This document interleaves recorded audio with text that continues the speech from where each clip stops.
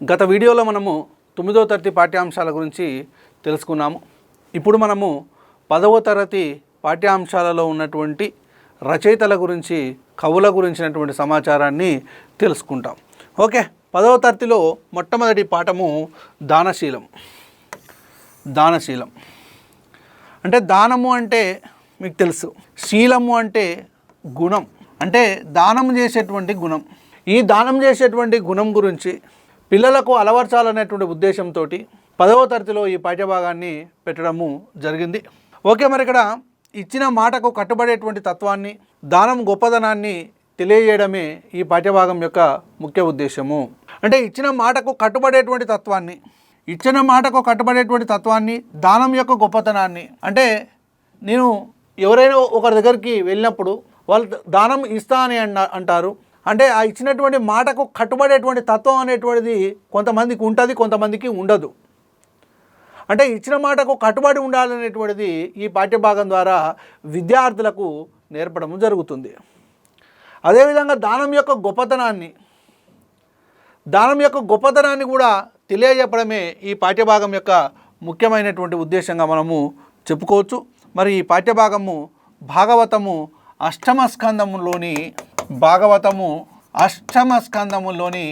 వామన చరిత్ర భాగవతము అష్టమ స్కందములోని వామన చరిత్ర నుండి ఈ పాఠ్యభాగం అనేటువంటిది గ్రహించబడింది. మరి ఈ దానశీలం అనేటువంటి పాఠ్యభాగము ఏ ప్రక్రియకు సంబంధించిందని అంటే పురాణము అనేటువంటి ప్రక్రియకు సంబంధించింది. పురాణం అంటే ఏం లేదండి, పురాణవ. పురా అంటే పాతది, నవ అంటే కొత్తది. పాతదైనను కొత్తగా భాషించేది పురాణం. మరి ఈ పురాణాలు ఎన్ని ఉన్నాయంటే 18. అష్టాదశ పురాణాలు అంటారు. అష్టాదశ పురాణాలు అంతులేని తత్వాలు, అష్టాదశ పురాణాలు అంతులేని తత్వాలు అందించిన ఋషులందరూ మహనీయులే మనకు. ఒకటే దేశం మనది, నిజం నిజం, ఒక్కటే జాతి మనది, అదే నిజము అదే నిజం. ఓకే, అష్టాదశ పురాణాలు. ఈ అష్టాదశ పురాణాలకు సంబంధించి చెప్పుకోవచ్చు. మనకి పురాణం అనేటువంటి ప్రక్రియ మళ్ళీ చెప్పుకుంటాం కాబట్టి అక్కడ మొత్తం ఎక్స్ప్లెనేషన్ చేస్తాను. అసలు పురాణం యొక్క లక్షణాల విషయానికి వచ్చినట్లయితే పురాణానికి 5 లక్షణాలు, అంటే పంచలక్షణాలు కలవని అమరసింహుడు అమరకోశంలో చెప్పడము జరుగుతుంది. అమరసింహుడు అమరకోశంలో చెప్తాడు. ఓకే, పురాణం యొక్క లక్షణాల గురించి చూసినట్లయితే సర్గం 1, ప్రతిసర్గం 2, వంశము 3, మన్వంతరము 4, వంశానుచరితము 5. సర్గం, ప్రతిసర్గం, వంశం, మన్వంతరము, వంశానుచరితం అని 5 రకాల, అంటే 5 లక్షణాలు పురాణానికి ఉంటాయని, మరి ఈ దానశీలం అని పురాణానికి లక్షణాలు 5 రకాలు ఉంటాయని అమరసింహుడు తన అమరకోశంలో చెప్పడము జరిగింది. ఓకే, మరి ఈ దానశీలం అనేటువంటి పాఠ్యభాగాన్ని రాసినటువంటి కవి బమ్మెర పోతన. మళ్ళీ బమ్మెర పోతన గురించి మళ్ళీ వస్తుంది, ఇక్కడ కేవలం సంక్షిప్తంగా మాత్రం పరిచయం చేసుకుంటాము. ఓకే, బమ్మెర పోతన యొక్క కాలము 15వ శతాబ్దం. వరంగల్ జిల్లా జనగామ తాలూకా బమ్మెర నివాసి అయినటువంటి ఈ బమ్మెర పోతన తల్లిదండ్రులు ఎవరనంటే లక్కమాంబ, అదేవిధంగా కేసన. ఈ లక్కమాంబ కేసన యొక్క దంపతులకు జన్మించాడు. ఎక్కడ జన్మించాడనంటే బమ్మెర అనేటువంటి నివాసం, అంటే బమ్మెర అనేటువంటి ప్రాంతంలో, బమ్మెర అనేటువంటి గ్రామంలో జన్మించాడు. అదే బమ్మెర పోతన. వరంగల్ జిల్లా జనగామ తాలూకా, ప్రజెంటు ఈ బమ్మెర జనగామ జిల్లాలో ఉంది. పూర్వం నల్లగొండ జిల్లాలో ఉండేది అని అంటారు 1953 కంటే ముందు. ఓకే, మరి బమ్మెర పోతన యొక్క రచనల విషయానికి వచ్చినట్లయితే 1 వీరభద్ర విజయము, 2 నారాయణ శతకము, 3 భోగిని దండకము, 4 మహాభాగవతం. వీరభద్ర విజయము తన గురువైనటువంటి ఇవటూరి సోమనారాజుని యొక్క కోరిక మేరకు రచించి అతనికే అంకితం చేస్తాడు వీరభద్ర విజయము. నారాయణ శతకము శతకాన్ని కూడా రాశాడు పోతన. భోగిని దండకము సర్వజ్ఞ సింగభూపాలుడు, రాచకొండ ప్రభు అయినటువంటి సర్వజ్ఞ సింగభూపాలుడు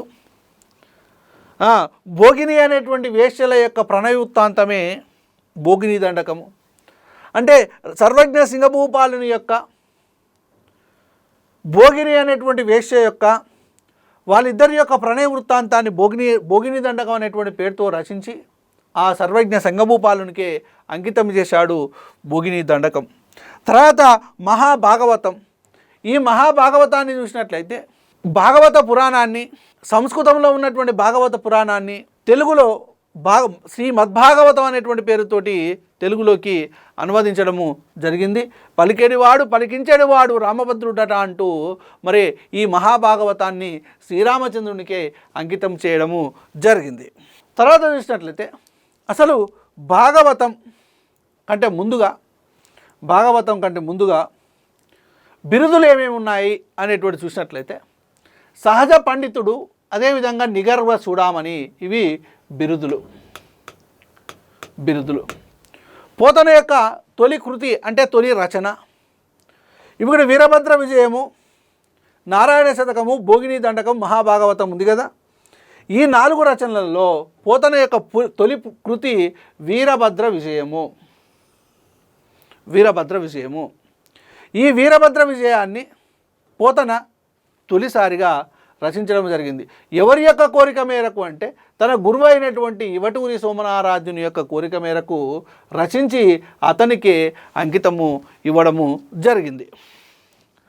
ఓకే, మరి తెలుగులో వెలువడేటువంటి తొలి స్వతంత్ర దండకము ఏమవుతుంది అని అంటే భోగిని దండకం అవుతుంది. తెలుగులో తొలి స్వతంత్ర దండకము భోగిని దండకం. మరి రాచకొండ ప్రభు అయినటువంటి సర్వజ్ఞ సింగభూపాలుడు, అతడు ఉంపుడు కడితే భోగిని అనేటువంటి వేశ్యల యొక్క ప్రణయ వృత్తాంతమే భోగిని దండకము అనేటువంటిది ఇంతకుముందే చెప్పడము జరిగింది. అంటే ఈ దండకాలలో తెలుగులో స్వతంత్రంగా రాయబడినటువంటి, సంస్కృతంతో ప్రమేయం లేకుండా స్వతంత్రంగా రాయబడినటువంటి దండకము భోగిని దండకం. తర్వాత చూసుకున్నట్లయితే భాగవతంలో భాగాలకు ఏమని పేరు అని అంటే స్కందాలు అని పేరు. స్కందాలు ఇవి ఎన్ని ఉన్నాయంటే స్కందాలు 12. అదే ప్రథమ స్కందం, ద్వితీయ స్కందం, తృతీయ స్కందం, చతుర్థ స్కందం, పంచమ స్కందము, ఇట్లా 12 స్కందాలు. పోతన భాగవతాన్ని శ్రీరామచంద్రునికి అంకితం ఇచ్చాడు. ఇది ఆల్రెడీ ఇంతకుముందే చెప్పుకోవడం జరిగింది. పలికేడివాడు పలికించేడివాడు రామభద్రుడట అంట అని శ్రీరామచంద్రునికి అంకితం ఇచ్చాడు. ఈ భాగవతంలో ఉన్నటువంటి రసం ఏంటిదని అంటే భక్తి రసం. భక్తి రసం. అదేవిధంగా ఈ భాగవతానికి ఏమేం పేర్లు ఉన్నాయని అంటే లలిత స్కందము అనేటువంటి ఒక పేరు, కృష్ణ మూలము అనేటువంటి ఇంకొక పేరు, శుకాలాపాభిరామము అనేటువంటిది ఇంకొక పేరు. 3 లలిత స్కందము, కృష్ణ మూలము, శుకాలాపాభిరామం అని 3 పేర్లు ఉన్నాయి. మరి ఇవి 3 పేర్లతోటి భాగవతాన్ని కీర్తించడం జరుగుతుంది. మరి ఇందులో మరి ఈ 12 స్కందాలలో కొన్ని స్కందాలు శిథిలమవ్వగా మరి అతని యొక్క శిష్యులైనటువంటి వాళ్ళు పూరించడము జరిగింది. అందులో పంచమ స్కందాన్ని బొప్పరాజు గంగన పూరించాడు. ఆ షష్టమ స్కందాన్ని వేర్చూరి సింగన పూరించాడు. ఏకాదశ ద్వాదశ స్కందాలను వెలుగందుల నారయ్య పూరించడము జరిగింది. మరి ఈయన తెలుగులో మొట్టమొదటిసారిగా తన కృతిని నరాంకితము చేయనని ప్రతిజ్ఞ చేశాడు. అంటే నేను భాగవతాన్ని రచించిన తర్వాత సర్వజ్ఞ సింగభూపాలుడు భాగవతాన్ని అంకితం చేయమని రాయబారాన్ని పంపితే నేను నా చేత పలికినవాడు రామభద్రుడు కాబట్టి ఆ శ్రీరామచంద్రునికే అంకితం చేస్తాను, కానీ ఎవరికి నరులకు అంకితం చేయనని ప్రతిజ్ఞ పూనడము జరిగింది. అంటే తన కృతిని తెలుగులో మొట్టమొదటిసారిగా నరాంకితము చేయనని ప్రతిజ్ఞ పూనినటువంటి వ్యక్తి ఎవరయ్యానంటే పోతన. ఏమంటాడనంటే బాలరసాల నవపల్లవ కోమల కావ్యకన్యకన్ ఊలలకిచ్చి ఆ పడుపు కూడు భుజించుట కంటే సత్కవుల్ హాలికులైననేమి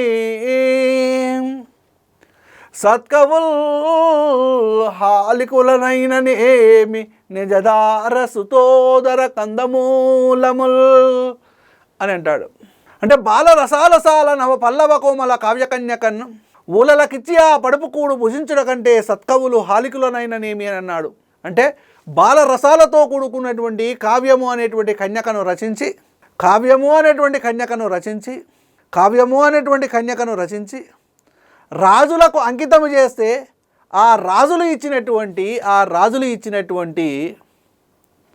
ఆ కాసులను ఆ పడుపు కూడును భుజించుట కంటే మంచి కవులు వ్యవసాయం చేసుకొని బతుకుట మేలు అని రజధికారం ప్రకటించినటువంటి గొప్ప కవి ఎవరయ్యా అని అంటే బమ్మెర పోతన. ఈ బమ్మెర పోతన గురించి ఏమని చెప్పాడు అని అంటే మనోడు రావెల్ల వెంకటరామరావు అనేటువంటి ఆయన ఏమని చెప్పాడంటే, భాషావధూనయన భాస్పతతి ననగింప రాజ్య సమ్మాన వైరాగ్యభూ ప్రకటించే కృషికుడై జీవించరా తెలంగాణ కవిరాజు పోతన్నరా. భాషావధూనయన భాస్పతతి ననగింప రాజ్య సమ్మాన వైరాగ్యము ప్రకటించే కృషికుడై జీవించరా తెలంగాణ కవిరాజు పోతన్నరా. ఓకే, పోతన చేత తిరస్కరింపబడినటువంటి రాజు ఎవరయ్యా అనంటే సర్వజ్ఞ సింగభూపాలుడు. మరి ఈయన మహత్వ కవిత్వ పటుత్వ సంపద లిమ్మని ఎవరిని కోరుకున్నారు అనంటే పోతన దుర్గమ్మను కోరుకున్నాడు. మహత్వ కవిత్వ పటుత్వ సంపదలు ఇమ్మని దుర్గమ్మను కోరుకున్నటువంటి కవి ఎవరయ్యా అనంటే బమ్మెర పోతన. మరి ఈ భాగవతంలోని ప్రధానమైనటువంటి ఘట్టాల విషయానికి వచ్చినట్లయితే ప్రహ్లాద చరిత్ర, గజేంద్ర మోక్షము, రుక్మిణీ కళ్యాణము ఇవి ప్రధానమైనటువంటి ఘట్టాలు. మరి పోతన రాసినటువంటి భాగవతంలో ప్రధానమైనటువంటి పద్యాల విషయానికి వచ్చినట్లయితే మొదటి పద్యం కొన్ని ప్రధానమైనటువంటి పద్యాలు. కులమున్ రాజ్యమున్ తేజమున్ నిలుపుమాయి కుబ్జుండు విశ్వంబరుడై హాలతిపోడు, అదొకటి. కారెరాజులు రాజ్యములు కల్గవే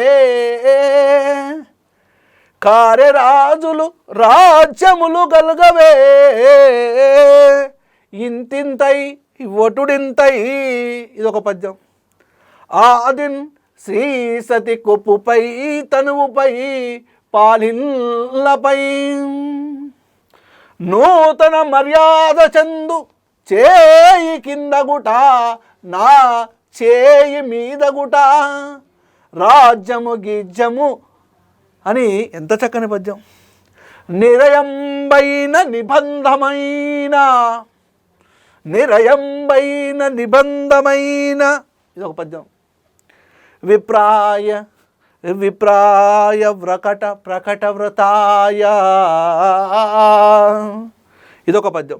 కులమున్ రాజ్యమున్ తేజమున్ నిలుపుమా కారెరాజులు రాజ్యములు గల్గవే ఇంతింతై వటుడింతై తానింతై ఆదిన్ శ్రీసతి కొప్పుపై నిరయమైన నిబంధమైన విప్రాయ ప్రకట వ్రతాయ.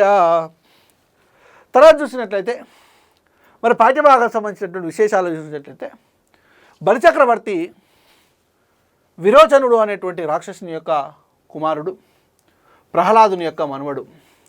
ఏం లేదండి, ప్రహ్లాదుని యొక్క కుమారుడు విరోచనుడు. విరోచను యొక్క కుమారుడు బలిచక్రవర్తి. ప్రహ్లాదుని యొక్క కుమారుడు విరోచను యొక్క కుమారుడు బలిచక్రవర్తి. ఈ బలిచక్రవర్తి జాగ్రత్త అయినాలి. బలిచక్రవర్తి ఎవరి యొక్క మనవడు అని అంటే ప్రహ్లాదుని యొక్క మనవడు. ఈ ప్రహ్లాదుని యొక్క మనవడైనటువంటి బలిచక్రవర్తి దేవలోకం అంటే విశ్వజిత్ యాగాన్ని చేసి దేవలోకం మీద దండెత్తి దేవతలను పారిపోయేటట్లుగా చేస్తాడు. మరి ఈ అదితి కశ్యపుల యొక్క సంతానంగా విష్ణువే వామనావతారము ఎత్తడము జరుగుతుంది. అంటే ఇక్కడ దేవతల యొక్క తల్లి అయినటువంటి అదితి మరి బాధపడుకుంటూ మరి కశ్యప మహారాజు అంటే విష్ణువు దగ్గరికి వెళ్ళినట్లయితే ఆ విష్ణువే ఆ అదితి కశ్యపుల యొక్క కడుపున జన్మిస్తాడు. ఏ అవతారంలో జన్మిస్తాడంటే వామనుడు అనేటువంటి ఒక బ్రాహ్మణుడు, పొట్టి బ్రాహ్మణుడు యొక్క అవతారంలో ఈ అదితికి కశ్యపునికి సంతానంగా జన్మించడం జరుగుతుంది.